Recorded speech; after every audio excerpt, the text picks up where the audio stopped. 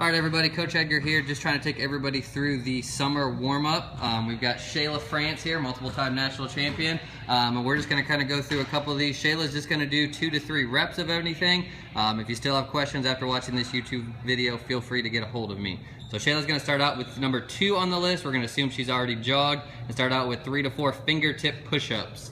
So the only difference between these and a regular push-up is that you'll be on your fingertips working on strength for in the block. So everything else will be the same.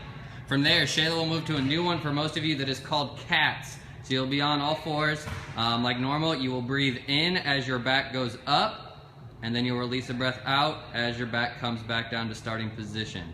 So back comes up with the breath in, back goes down with a breath out. From there, we'll move to 2 sets of what we call kneeling. So we'll have a kneeling forward and a kneeling backwards. So on kneeling forwards, we're bending at the waist, kind of pushing the butt back. Focus is on the lower back and a little bit on the quads. Next, we'll be on kneeling backwards. This time we want to keep the entire upper body straight with one another, completely quads and hip flexor based here. Notice how our toes are up, they're not down on the ground. We want to keep that dorsiflexion during all of our warm-up. The last one in our kneeling series is what we're going to call walnuts. So Shayla's going to let her butt relax and then come together like you're squeezing a walnut between your butt cheeks. Nice fun one there for everybody. Last 2 is one that you guys have probably done before, but maybe a different name, is scorpions and eagles. So scorpions and eagles are both another dynamic move to get you out. Shayla's first going to do eagles, which is on your back. She's trying to take that foot to the opposite hand on each side. From there, she would roll over onto her stomach to do scorpions, which is the same thing. We want to get that full range of motion best we can, trying to get that foot as close to the hand as we possibly can, loosening up our lower back, hip flexors, and groin a little bit. Our last ground activity is what we're going to call back pipers. So Shayla would just be on her stomach, trying to keep her toes on the ground, hands behind the head, and she's going to lift up, working on loosening up that lower back. Hopefully that'll allow our glutes and hamstrings to work a little better during the workout.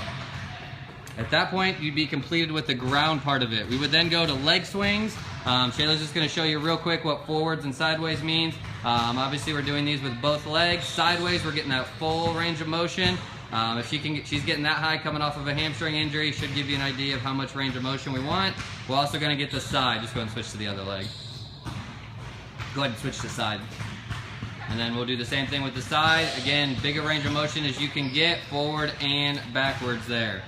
From there, we'll move into what would be our walking series. So I'll move out in front of Shayla, and most of these are combination moves. So the first one is going to be a walking knee squeeze into a walking calf raise. So Shayla will walk, pull the knee to the chest. Again, you'll see the toe is pointed up the whole time. That's the big focus in all of these sprinting drills. From there, she'll do the same thing, except for now we're going to move into walking calf raise. So you'll notice here at the bottom, she's pushing up on that calf. Knee drive up onto the calf.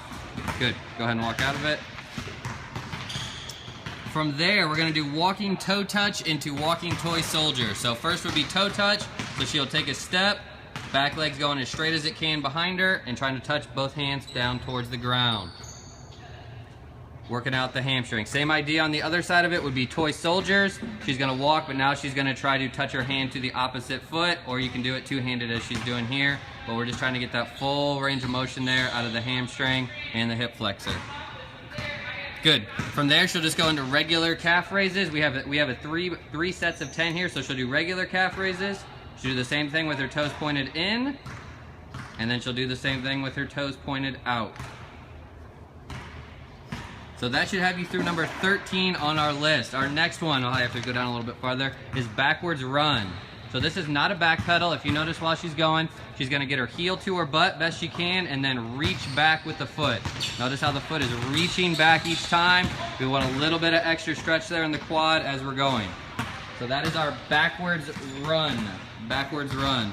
From there, we're going to go into an A-skip, which is one most of you should have already done, just a basic A-skip. Big focus is the arms while you're doing A-skips. We want to make sure we have a good running motion, toe is continuing to stay up, and we're getting that knee drive up to parallel. From there, she would do what we would call the first 4 steps of our drive phase. We're not going to be too worried about that, but she's going to do her first 4 steps that she would sprint out. Go down a little bit farther.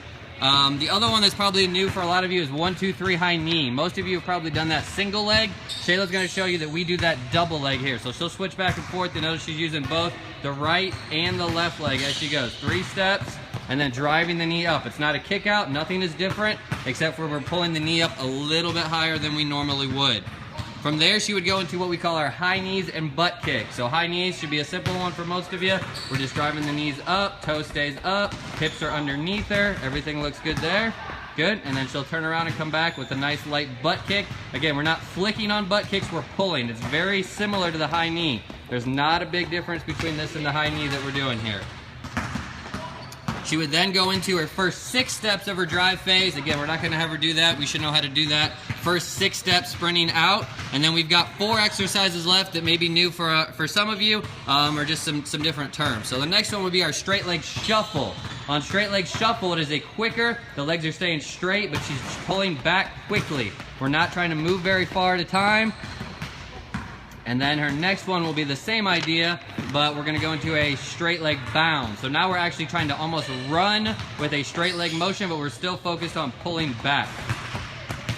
So you'll see her pulling everything back there. Same idea, moving into that. Our last 2, next one is gonna be ankling. Ankling is one that'll be tough for a lot of you to learn. We'll pick a lot of this up when we get to campus, but the essence of it is Shayla is going to step over her heels. She's trying to keep her foot flat, but she wants to step over that little bone in the ankle.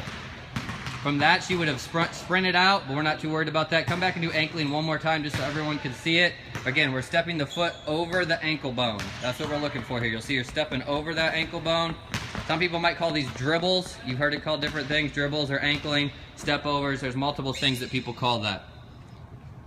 Last thing that we would do before the sprints is what we would call a hurdle hop. So Shayla's just going to do it without hurdles. If you have hurdles, great. Not a necessary thing that we have, but she's just trying to jump up. You could call it a tuck jump if you don't have hurdles, but she would do 5 of those and then just kind of walk out.